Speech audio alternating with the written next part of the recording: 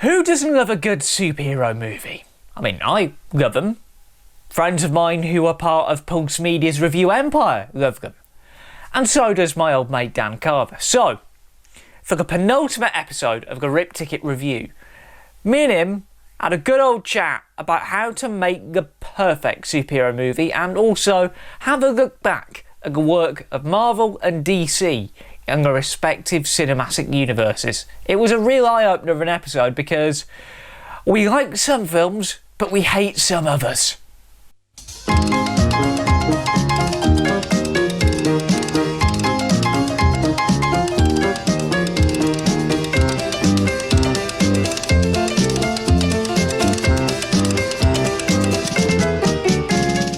In a week where the PlayStation 5 was revealed, non-essential shops got the green light to reopen, and this moron somehow got to be part of a piece for his local newspaper.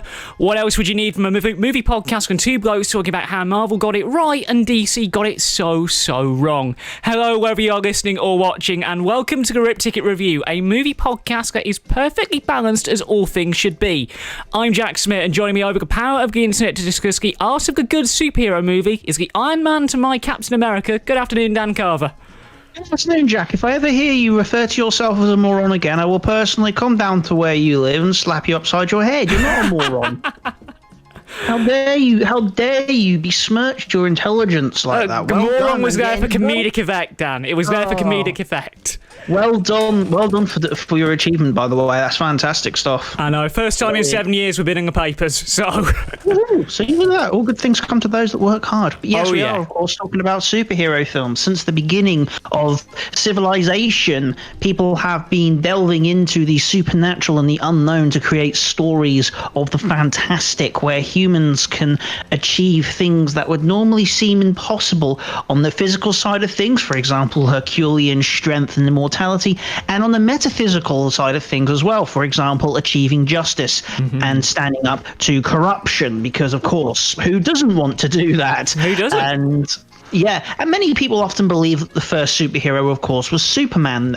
It's a common misconception, of course. For in 1936, February the 17th, 1936 to be precise, the Lee Falk debuted his creation known as the Phantom, who was officially the first ever superhero and the first costumed fictional character wearing skin-tight purple leotard and whites where his eyes should be because of printing issues. And interesting fact, he was actually meant to be grey, but there was a printing error and he ended up turning purple instead. So there you go.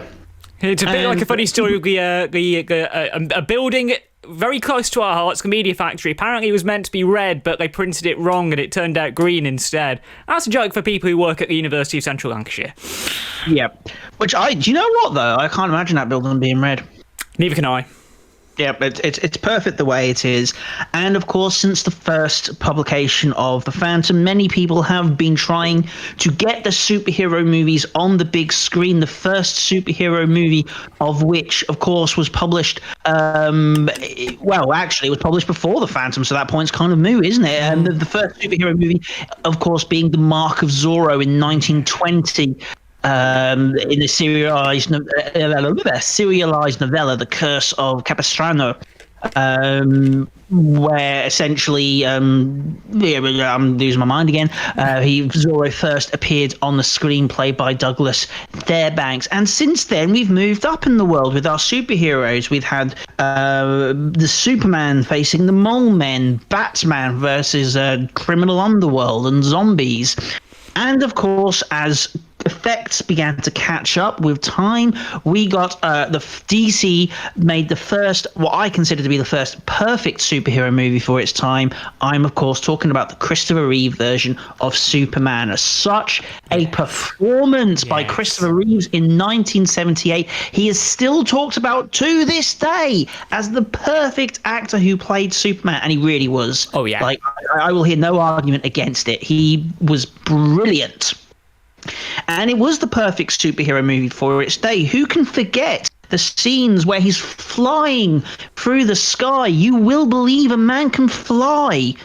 was the tagline of the movie. And certainly when I was a small child watching Superman fly on these old-fashioned televisions where you couldn't see the green screen effects, it wasn't so pronounced as to where the man ended and the green screen began. It was an even though it was in like the early 90s, I believe I first saw the movie, so it was a good 12 years later, it still looked amazing to my tiny little mind. I was blown. But of course, who can forget the amazing scene of Superman flying down, seeing Lois Lane, and Lois Lane is interviewing him, asking him what his motives are, and Superman says, "Well, I'm here to fight for truth and justice the American way." Yes. Equally as important was Lois's response to that, where she sort of laughs and goes, "Well, you're going to have to go up against every single politician in the country." To which Superman goes, "I'm sure you don't believe that." And that scene is pivotal in the movie because it pretty much explains the Superman in the current context of why he was relevant in that time. He actually wrote a dissertation about the whole thing called From Heracles to Superman, which examined the links between Greek mythology and superhero movies. There is a link, ladies and gentlemen, and I got a 2-1 for it, so I must know what I was on about. Oh, yeah. But yeah, again, going back to my original point about the superhero movies are extremely important because they tell us a lot about the society that we live in.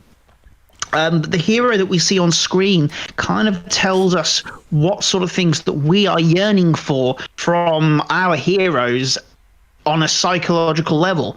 We sort of see in 1978, we see Superman saying he's going to fight for truth and justice the American way, and how he is going up against a super criminal who is essentially rich. He's going up against the land mogul, for crying out loud. Lex Luthor's plan is to blow up half of America and then turn the wasteland into private housing. It's not exactly Red Skull stuff here. Superman's not fighting aliens. He's fighting a property developer. Yeah, essentially. But that's important. And you can see this change as well in the Man of Steel, which is the 2013 Zack Snyder, Christopher Nolan produced reboot that was to set up the DC Expanded Universe before Batman v Superman happened and it all derailed. Exactly, yeah. You can see that the sort of hero that we want in Superman on that time. There's a very key scene towards the end when they're tracking Superman and suddenly the satellite crashes down and Superman is flying down and says, "Yes, I know you're trying to find out where I'm hanging my cape at the end of the day." And that's a really pivotal scene. Again, what we want to see from our hero, someone who the government doesn't spy on, who is free from government surveillance, who is allowed to do his own thing and do right because that's, he believes it's the right thing to do. Of course, the film didn't perform as well as the 1978 version. A lot of people didn't like the wanton destruction, and it was also quite dark in certain places as well, both visually and in terms of plot, story-wise as well. Who can forget that the neck snap? It's been ages since the film's come out. Now everyone knows about it. There's no need for spoilers. But who can forget the neck snap? That really, and again, the criticism again shows what we want from our superheroes. We don't want a Superman that kills at the last moment. The reason Superman is Superman isn't just because he can fly, he can shoot lasers out of his eyes. It's not because he's faster than a speeding bullet. It's not because he's more powerful than the locomotive. It is because Superman is able to achieve the impossible. He's just by being him. And the whole killing thing was just completely whack. Like, so many people came up with better endings to the Superman franchise. You know what my ending was going to be? Go on then, fire away. So basically, my ending was going to be Superman flies Zod straight up, and they battle, and they both fight to the point of near exhaustion, and then Zod collapses, and he realizes that he's taken on so much sun radiation over time that he's become poisoned. with sun radiation, basically similar to the All-Star Superman movie, where Superman is fighting two Kryptonians and in the comic, and they become poisoned with sun radiation. And Superman essentially stops, and he's with Zod towards the end, and he finds a way in the Fortress of Solitude of uploading his memories into the computer so that he lives on forever. And in essence, Zod realizes why it's important for Superman is important to be a natural born hero, because he is able to do these things. I thought that would have been a better ending. Yeah, that could have worked a lot better than what we got. Yeah. And then you go on to the whole satellite crash. Okay. But of course, since I guess the 90s, or even before then, actually, there has always been two comic book giants, DC and Marvel. Yes. DC and Marvel. There have been other comic book giants that have jumped on the scene, like Top Cow and various other comics whose names have completely flown from my mind. Brilliant. Variant is another one. But none have managed to capture the public's imagination other than DC and Marvel. Both comic books both comic book companies have a plethora of superheroes, and both have so many amazing stories throughout the years, and it was only a matter of time before they decided to put their own version of their superheroes on the big screen, because the massive issue they had was that they were selling the rights onto the films, and they were being directed by directors who had no clue as to what was happening, why these superheroes were popular. They had no clue whatsoever, and they just sucked. Yeah. I mean, you look at Spider-Man 2 now, which was considered the best superhero movie at the time, and I look at it now from this perspective, and it's like, this was really a bad superhero movie. It wasn't terrible, but I don't enjoy it now, because we've seen what we can get so much better. And a lot of that, again, it was down because these superheroes were singular products. They existed in their own universes. There was no sort of sense of continuity with other superheroes. You had Spider-Man in his own Spider universe. You had the Batman in his own Batman universe. That sort of thing. Plus, with the Marvel films of the late 2000s in particular, the only reason they were farmed out to different studios, obviously, Fox got the X-Men, Sony got Spider-Man, Universal got Hulk. The only reason they got farmed out to the different studios is because in the late 90s, Marvel Comics itself was in a bit of financial ruin, so they thought the best thing to do was to option off the rights to other studios. Little do they know, a little over 20 years later, they'd be coming back to take those rights after they become big box office draws in their own films. And it all started with Iron Man. 2008, Iron Man, Jon Favreau. There isn't much you can say about this film. Iron Man. It all started with Iron Man. 2008, directed by Jon Favreau, starring the man himself, Robert Downey Jr., in his first big, major hit since he had come out of, I think, rehab. Yep, I was major stint in rehab. Because he went through some really tough times. The man has transformed himself and has become an icon of nerd culture now. And it all started with Iron Man, and the film itself, it was okay. I enjoyed it. It did similar things that previous superhero movies did in the past. When I was watching it for the first time, I wasn't impressed.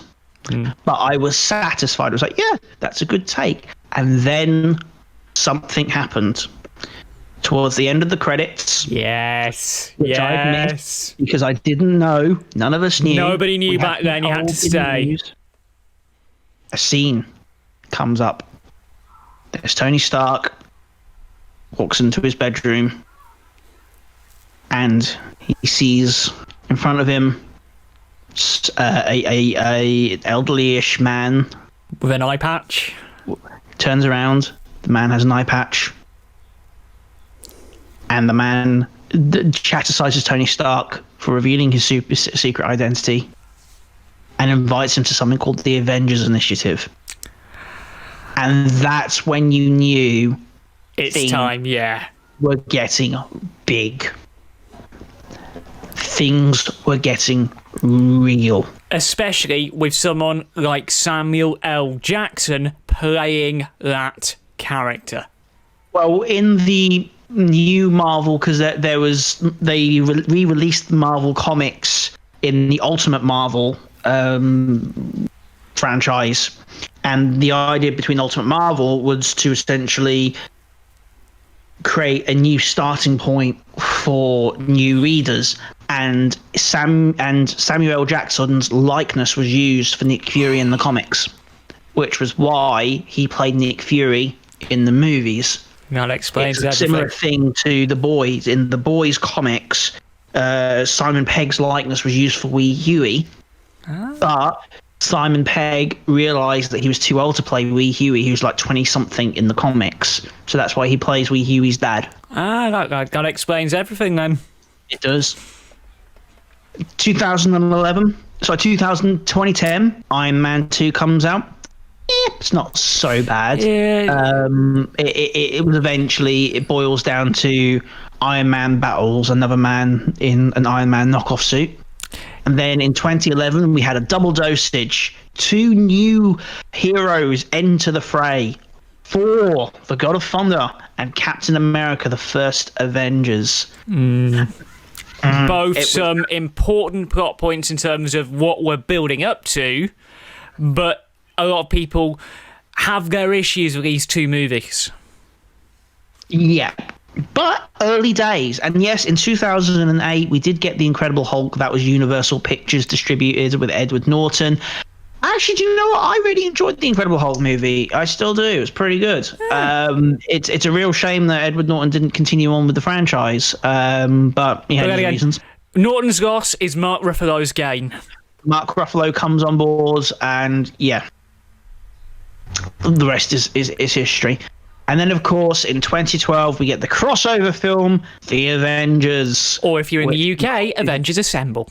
Avengers Assemble, so they didn't get us confused with the Avengers TV show that hadn't been on for years, but copyright reasons. And then, of course, that was the first time we ever had a set of phases as well. And then, of course, we had Phase 2, which comprised of Iron Man 3, Fall of Dark World, Captain America Winter Soldier, Guardians of the Galaxy, Avengers Age of Ultron, and Ant-Man. And then we had Captain America Civil War, which was the first film of Phase 3, yes. Followed by Doctor Strange, Guardians of the Galaxy Volume 2, Spider-Man Homecoming, which saw the return of everyone's favourite web-sling in his own movie, yes. Thor Ragnarok, Black Panther, Avengers Infinity War, Ant-Man and the Wasp, Captain Marvel, and finally, Avengers Endgame, and Far From Home. Spider-Man Far From Home. Yeah, and and each of those 3 sagas were known as the Infinity Saga. Now, whilst these movies were coming out, a lot of people were looking at DC going, look what look what they're doing. Don't you want to capitalize on this? And DC brought out Man of Steel. Yes. It was all right. Yeah, it was okay. It was okay. Batman v Superman. Oh. Yeah, moving on. And then I do believe I had the list of films here. In terms of the extended unit, it was when Suicide Squad came out in July of the same year, and then the year after that, Wonder Woman and Justice League were 2017, Shazam and Aquaman were 2018. Then, Shazam 2019, Birds of Prey 2020, and needless to say, if you ever look at the reviews up until Suicide Squad, it was clear to see that DC had won. Sorry, no, they didn't. Sorry, Marvel had won. Had won. That was an absolute faux pas there, wasn't it? That's because I'm a DC fanboy. That's why I love DC comics. Love the Marvel Cinematic Universe. I think DC films are better. DC superheroes are better. Okay. But yeah, it was clear to see that the Marvel Cinematic Universe had completely won the battle. There was just no standing up to them at all, and it got even worse because Marvel started releasing television series as well. They released Daredevil, Jessica Jones, Iron Fist, thank you, and of course Luke Cage, my personal favorite. They released all those, and I do believe they also released a couple on Amazon as well. But the point is still standing. Like, It was a flawless victory for the Marvel Cinematic Universe. When things went bad for Marvel, they were still good. When things went bad for DCEU, Ben Affleck was not happy. Yeah, it was an absolute disaster for DC over the last couple of years. A disaster which they're starting to turn around. I mean, obviously, we got the news a few weeks ago. Zack Snyder is putting out his cut of Justice League after many years of campaignings. After many, I have many mixed feelings towards that. I mean, I rewatched the theatrical cut of Justice League 2 weeks ago, and it was just as bad as I remembered it. Because my view on that whole extended footage thing is, if you're having to, why are you charged? My view on this is quite simple. One of the many failings of DC Extended Universe is these whole Snyder cuts, etc. And the reason being is because I don't want to pay extra to see some deleted footage that makes the film better. I think that footage, if it made the film better, it should have been in the final movie. And I know exactly what it is. It's executive meddling. Not just that, it's a tactical decision, because in the case of Suicide Squad, they cut all that footage to get it down to a PG-13. And yet, the irony is it still gets a 15 certificate over here. The theatrical cut still got a 15. Well, the whole thing is absolute cash. So what did they do right? They being Marvel Cinematic Universe, and what did DC Extended Universe do wrong? I guess is the focus of this episode. It took us 20 minutes to get there, but yeah, we needed to understand like the history of superhero we need to give you the context before we go all in. Yeah. What did they do right? Well, I think in order to answer that question, you have to look back at what the Marvel Cinematic movies used to be before the MCU began. And what I mean by that is the comment that I made previously about directors not knowing what made superheroes tick. When the Marvel Cinematic Universe films came out, it took a while to get there. I would say they started getting really good. It was Captain America, the First Avenger. Yeah. When I think Marvel realized what they were doing. And went, we're quite happy now. We've got our sort of rhythm going. Let's go. In that Marvel understood exactly what made their superheroes tick. Yeah.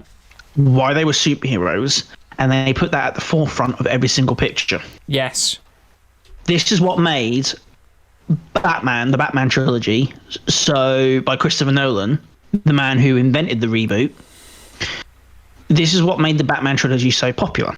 Because you had Batman Begins, which told us who Bruce Wayne was, why he does what he does, and why he's a hero. Yep. And this is very important to get in your superhero movie, because you need to connect with the superhero in order for the story to be successful. If you're not connecting with the superhero, your story completely fails.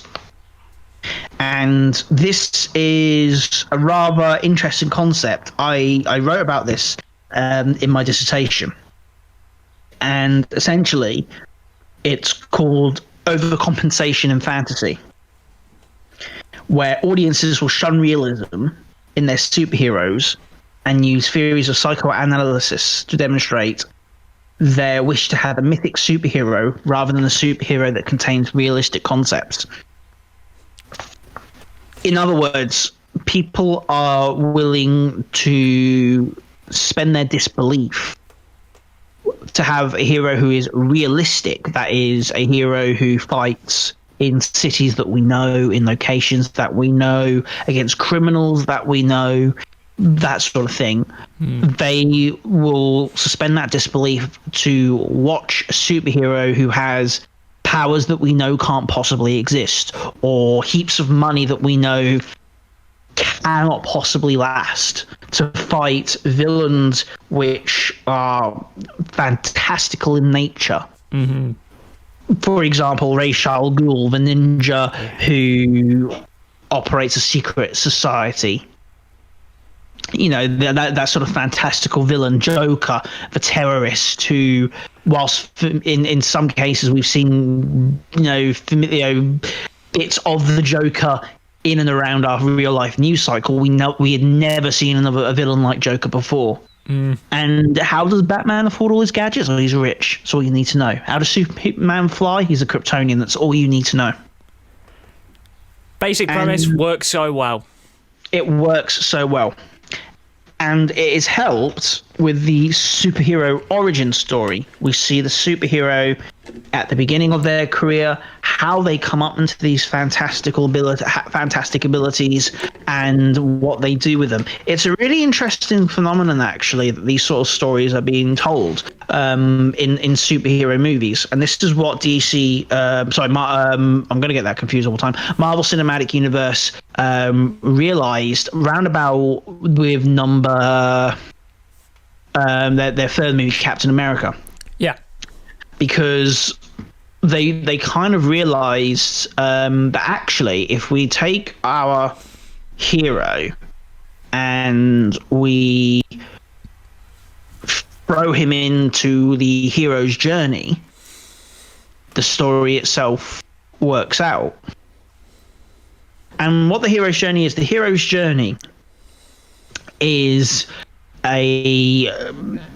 is a set of steps that a hero will go through in a mythological story. It was created by a man called Joseph Campbell, and he created something called the monomyth, which is the journey of the archetypal hero shared by the world's mythologies. Joseph Campbell basically theorized that all the heroes in mythology, from Hercules to Jesus to everyone, goes through the same journey, and that's what makes these stories last. That's what makes them so memorable. And I say it's a theory. That's just the technical term that I'm using, because his work holds up. Oh yeah. He gained recognition in Hollywood when George Lucas wrote Star Wars. The original script was just gash, and so George Lucas fired the script through the story circle, essentially, that Joseph Campbell created, the hero's journey. It came out the other end as what it did, and it worked. Yeah, it's a plot device that has worked across basically every Hollywood film since its inception, and in 1992 a chap called Christopher Vogler adapted it a little bit further and created a screenwriting book that a lot of up-and-comers turn to, the writer's journey, mythic structure for writers. I know about this because I talked about this with in A-level film studies back in the day. And it's no way. It's such a pivotal thing. I literally use a bit of this theory in an upcoming episode of the journal I've been editing over the last week. So this is like perfect timing, this episode. Brilliant. So, yeah, and so looking at the hero's journey, there are 12 steps on the hero's journey. Let's have a quick look here and see if we can find them. Bear with me. So, yeah, we have the call to adventure, where the hero receives supernatural aid, passes through to the threshold, crosses the threshold. Let me try again. So, the hero starts off in the ordinary world, receives the call to adventure. There is a step called refusal of the call. Yep. But that's often skipped over to meeting the mentor. Yep. Then the hero crosses the threshold. Then they enter into the special world. There's step 6, tests allies and enemies. Yep. Step 7, the approach. 8, ordeal, death and rebirth. 9, the reward. 10, the road back. 11, resurrection. 12, the return. Return to the world as it was. As it was, and begins again, basically. And you can sort of see this specifically in Captain America, the first Avenger, where Steve receives the call to adventure, and he receives a supernatural aid in the form of the super serum. It transforms him. He crosses the threshold. He meets his mentor first, which is the Doctor, who instills upon him and says, remember to have a good heart and you'll be okay. He crosses the threshold when he receives the super serum. His tests his allies and his enemies.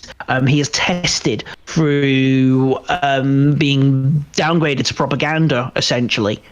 And he meets his allies, which are, his little squadron. And his enemies, the Nazis. He fights them, the Nazis.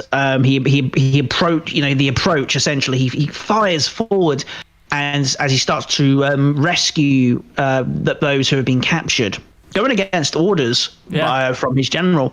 The ordeal, the death and rebirth. Death. Of the propaganda Captain America, that's gone. In their place is the new Captain America, this hero, flesh and blood. His reward is the shield. He receives the circular shield. He goes on the road back, fighting the Nazis, and then essentially on the road back, he fights Red Skull. He's frozen. He is literally resurrected. Yep. In the modern day, and he returns with the elixir in this case being his morals and his values, but albeit in a 21st century context. Exactly. That was a very rough reading of the movie, but it's there, trust me. And basically DC Marvel Cinematic Universe took that and they were like, okay, that works. Let's apply it to all our other movies, and it worked. Yeah, and a lot of people can argue that they took this principle not just with the individual movies, but in terms of the overall story that they were telling within the films that built up to what we now know as Avengers Endgame. So like these individual stories all crossing over, they fail once, and then they go again, and lo and behold, the emotional payoff at the end of Endgame worked to perfection. Yep. It was an absolutely brilliant moment to be in the cinema watching Avengers Endgame. I've never seen anything like it, and I never will. Even at 10 o'clock in the morning, it was still a hell of an experience. So that's pretty much what Marvel did right. And in a sense, when you look at Marvel movies, you can be forgiven for some of the more fantastic elements where things get blown up. And, for example, in Avengers Age of Ultron, you could be forgiven for the amount of destruction being caused because the heroes are trying to save the day. And yet they confronted this fact, didn't they? Yeah. In the next Avengers Civil movie, War, yeah. Civil War, which was absolutely crazy. So, DC comes along and tries their hand at the DC universe. They try Man of Steel. It was all right. Yeah, it was okay. But then they make their big mistake. Batman v Superman, Dawn of Justice. This was the first time in cinematic history that Batman and Superman have ever been on screen together, on the same screen. And it had some big names. Ben Affleck, Henry as Batman. A lot of people were like, what? Are you absolutely sure? Really? But honestly, I'll say this now, Ben Affleck was a brilliant Batman. Yeah, he does have some very good moments. He has some incredible moments. When that trailer came out and showed Batman in all his glory, Ben Affleck with the growling computerized microphone, bliss. Yeah. Well, I honestly think Ben Affleck was robbed of a good movie. Henry Cavill back as Superman, Amy Adams, Jesse Eisenberg as Lex Luthor, a very questionable decision there. Yeah. Diane Lane, I do believe Diane Lane, Lawrence Fishburne, Jeremy Irons, Holly Hunter, and Gal Gadot. It's the first live-action film to feature Batman and Superman together, as well as the first live-action cinematic portrayal of Wonder Woman as well. Yes. And this was the movie that was meant to start off the cross sections of DCEU. This was it. There was just one problem, though. We ended up getting a Superman who essentially was not the Superman that everyone grew up with. A Superman who breaks the morals of the character, most importantly. Big plot point. A Batman who is at the end of his journey, one could argue. Mm. And then we're introduced to Wonder Woman all of a sudden. A full year before her solo movie comes out. Yep. And this is this is the thing that there's a massive issue, I think, with Zack Snyder as a director. Now, visually speaking, Zack Snyder can get his visuals on point. Oh, yeah. Say what you want about Batman v Superman. That is the best looking Batman costume, ripped straight from the comics. Best Superman costume. And Wonder Woman looks amazing. Yep. Doomsday looks pretty good. You know, Zack Snyder was on point with the visuals. The issue we had was that it goes back to what I originally said. Zack Snyder did not understand why Batman was a hero or Superman was a hero. Mm. And that's the issue, and that's ultimately what dragged the movie down. Mm. We had a Batman who branded people with the bat signal, with the bat logo. I thought that was an all right touch. I was like, that's a nice little homage to the Phantom, because in the Phantom comics, the Phantom punches someone and leaves an imprint of the skull on the cheek. And then it turns out that if you had a bat symbol on your body or elsewhere, you were killed, and that Batman had to be aware of this. So it was like, oh, okay, that's a bit of an issue, because we all know that Batman doesn't kill. Mm. You know, we had a Superman sticking his nose into other people's business where it didn't belong. Oh. I think the only thing that worked was Wonder Woman. Yeah. I mean, Jack, I've been speaking quite a lot, Jack. I can tell you've got a lot to say about this. So, the whole idea with bringing in Wonder Woman, I mean, they obviously wanted to get the character origin sorted and set the seeds in motion for the Patty Jenkins 2017 film that really started to get DC back on the path towards a more greener, a more better, we can actually make some competent movies kind of thing. But the way they handle Wonder Woman is they only introduce her in the final climactic battle, and you do not do that. You want to give a hero like Wonder Woman a big hell of an introduction in her own solo movie to get audiences acquainted with the character first. And sure, I will admit they did an okay job in Batman v Superman, but watching the solo movie a year later on a big screen, blaring surround sound, it felt forgettable. The way they treated some of the characters in Batman v Superman Dawn of Justice were an absolute nightmare. And on top of that, one of the things, I mean, this is a 4-year-old film now, so spoilers ahoy. One of the key plot points is Warner wanted to do the Death of Superman plot for many years. And they even went as far as to release this movie on Good Friday 2016 to really ham up that imagery a little bit more.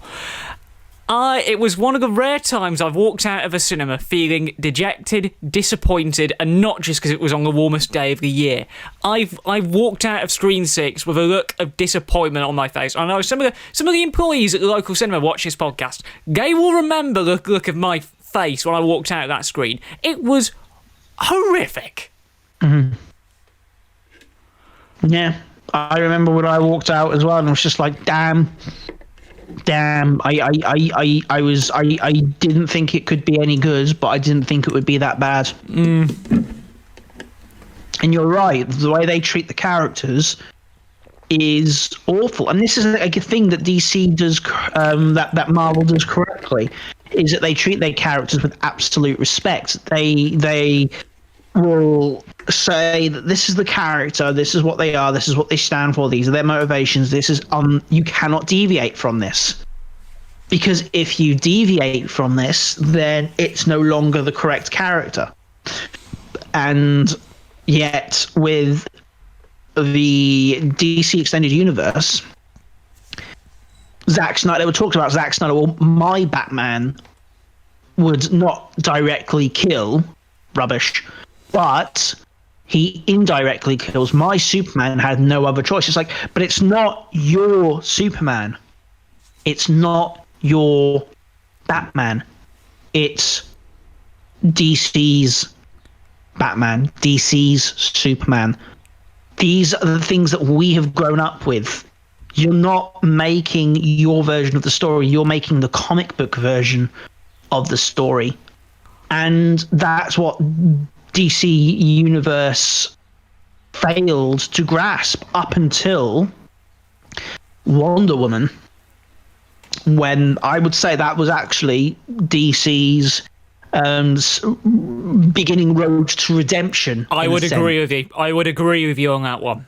Because in the DC Extended Universe, we had a female character, and this is one of the few things that DC can claim that they did better than Marvel, is that they made a better female character than Captain Marvel.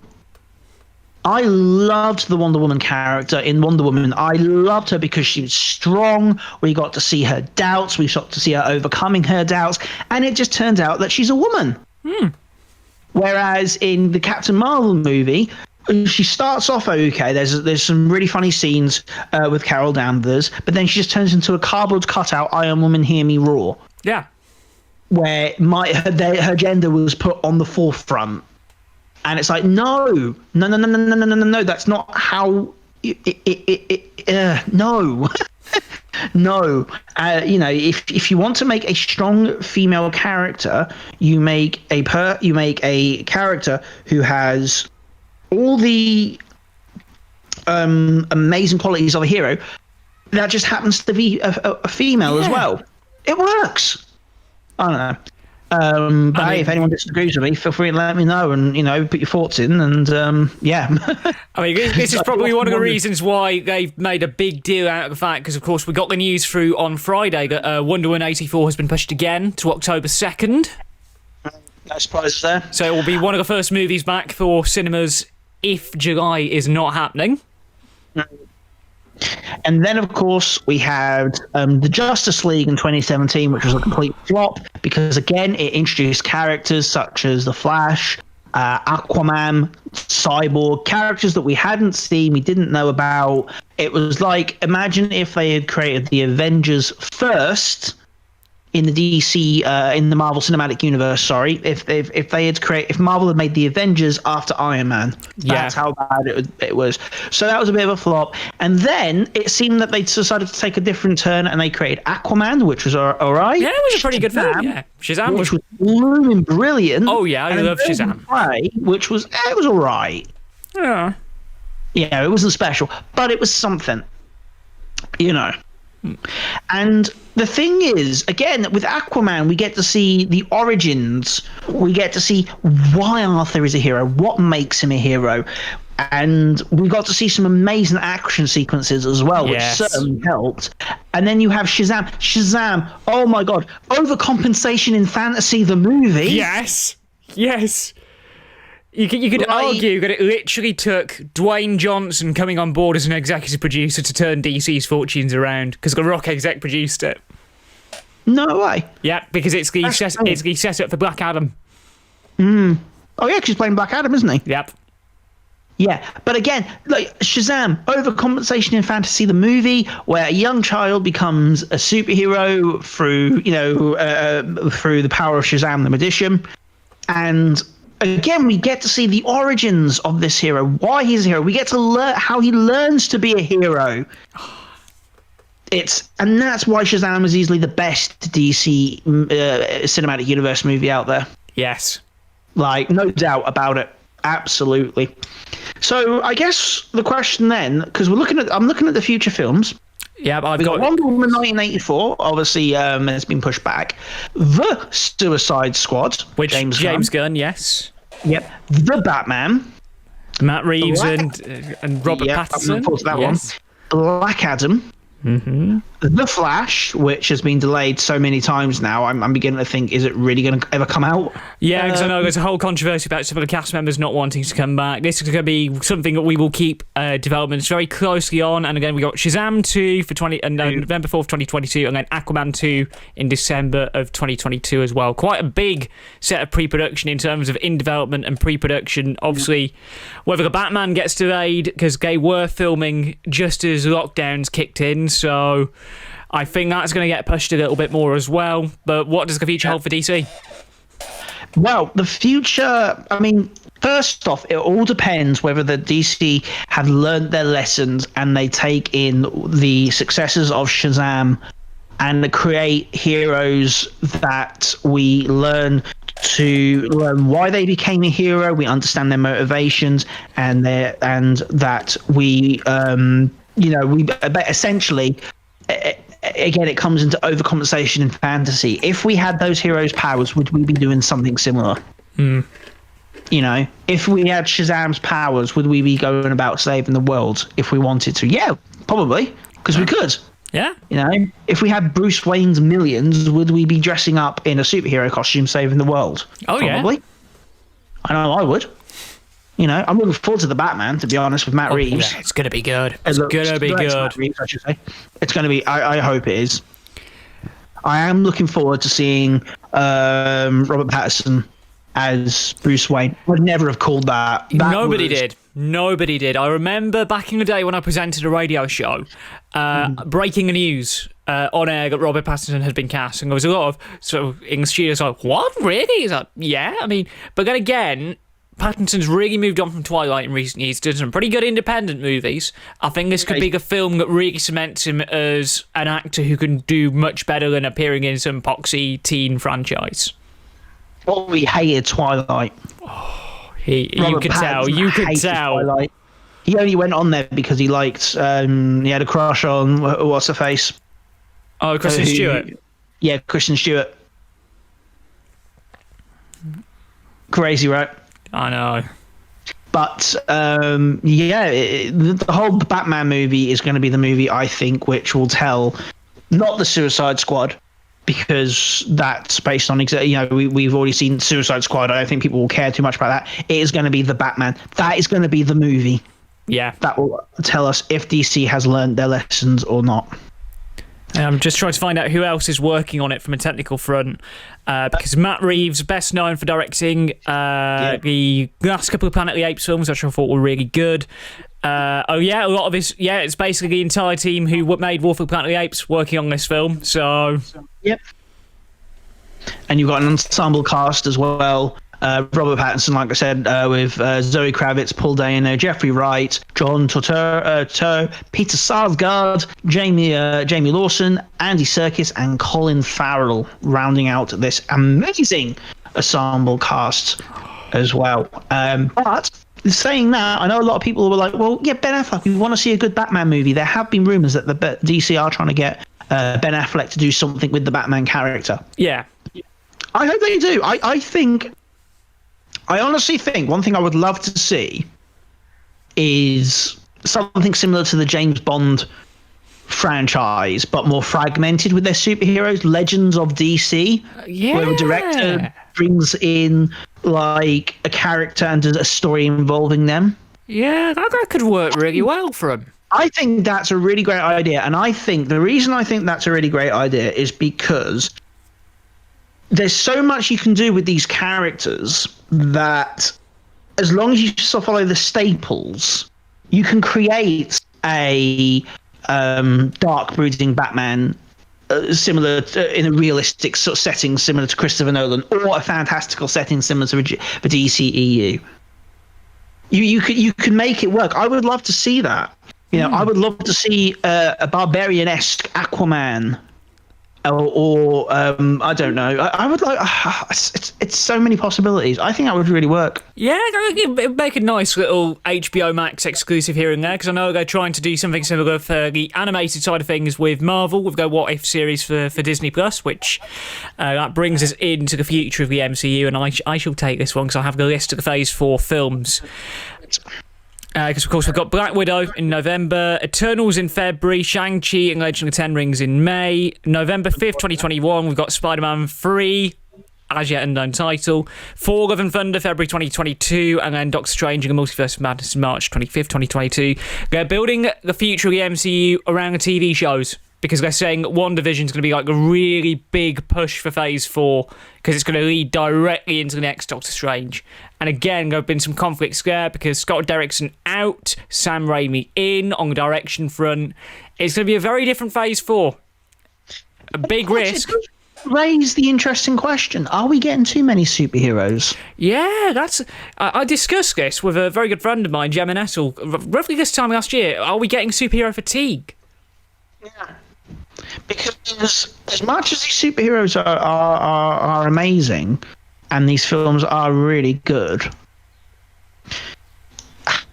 is it getting to the point though where we're looking at it and going, okay, it's all great, but we want something new? And that's going to have to be something very interesting with Marvel, I think. Marvel are really going to have to step up the game with Phase 4, and they're going to have to show this is the reason why you need to continue with us. This is the reason why you need to stay on board. Shang-Chi and the Legend of the Ten Rings. You know, why should we care about a new character? Yeah, I mean, they've got two more that are not. They've not explicitly said they're Phase 4 yet. We do also have Black Panther 2 and Captain Marvel 2 confirmed for 2022 as well, but they've not confirmed anything in terms of phases beyond Doctor Strange. Yep, and of course, the big news in Shang-Chi and the Legend of the Ten Rings is, of course, it is the first appearance of the Mandarin, the proper Mandarin, which replaces the comic book's father, Shang-Chi's father, Fu Manchu, which was a problematic character associated with racist stereotypes. So Marvel have decided, actually, do you know what? We're not going to do that. We are actually going to bring in the proper Mandarin, because what happened in Iron Man 3, was it with the Mandarin? Oh, I can't. Yeah, terrible. Best left unsaid. Best left unsaid. Yeah, absolute terrible. But yeah, definitely DC have done it right. The DC, in terms of, so Marvel have done it right. I told you I'd keep mucking. Marvel have got it right in terms of what they've done. DC are starting to slowly catch up, and it all now really hinges on what Matt Reeves can do with Batman. It really does. For DC side, it's up to Matt Reeves. For Marvel, it's going to be possibly. I don't know about the Eternals, because who knows, but I reckon it'll be Shang-Chi in the universe and the Ten Rings, which will be. It will tell us basically whether or not we are ready for more Marvel, or whether we should just put that to bed. And an important point tonight, and I completely neglected to mention this, of course. Marvel Studios now have the X-Men to play with after the Disney Fox deal. They also have the Eternals coming out as well, which looks interesting enough. But yeah, I don't know. We'll see. Yeah, it's going to be the next couple of years for superhero movies is going to be quite interesting. Obviously, we've had the emotional highs of something like Endgame. People, I mean, we all joked we need a year off from superhero movies. We seem to be getting that the way the world is right now. Yeah, funny how things work out. I know. But things are starting to pick up in terms of non-essential shops will be opening here in the UK. So hopefully that includes hairdressers. Hairdressers July 4th, I've been reliably informed. Oh, okay. Yeah, I mean, because here in the UK, I mean, we're all hinging on a July 4th reopening of the cinemas. That's the big one as film critics are worried about. We want to get back on a big screen. And the irony is that the man who created the more dark, brooding take of the superhero movie happens to be the first man to be releasing a Hollywood tentpole after all of this. With Tenet. Yep. I am looking forward to that. It looks... I don't know what it looks like, but that's the best bit about Christopher Nolan, is you don't know what you're getting. Exactly. You can only imagine how audiences back in 2008 must have felt when the first trailers for Dark Knight came out. and you see everything unfold. It was like the best way to not only release but to market a superhero movie as well. Warner got that entire campaign so right.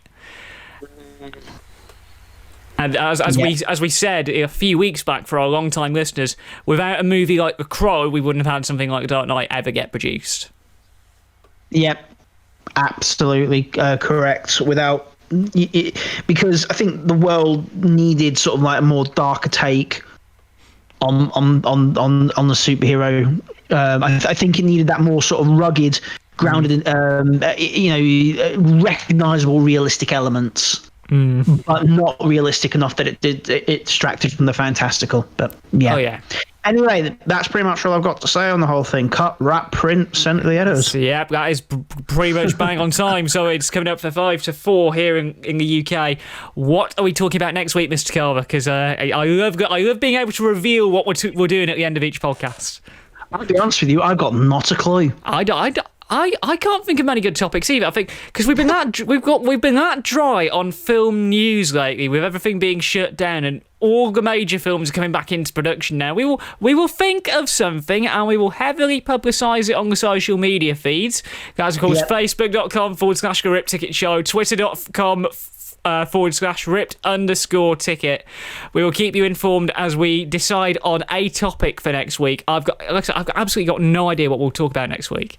We'll figure it out. Oh, we will figure it out. We'll figure out something. It all really depends now on whether we get any good movie news or if anything comes up. It's like, oh, that'll make a good Rip ticket. Yeah, we'll see. Well, we shall see. But in that case, we shall wrap it, send it off to the editors, and this will make its way onto the podcast providers at 6 o'clock if I can get my editing software working time. So until next Sunday at 3 o'clock, my name's been TheJackSmit. I've been Dan Carver. This has been a Rip Ticket review, and until then, we'll see you at the movies. Take it easy, everyone. Bye.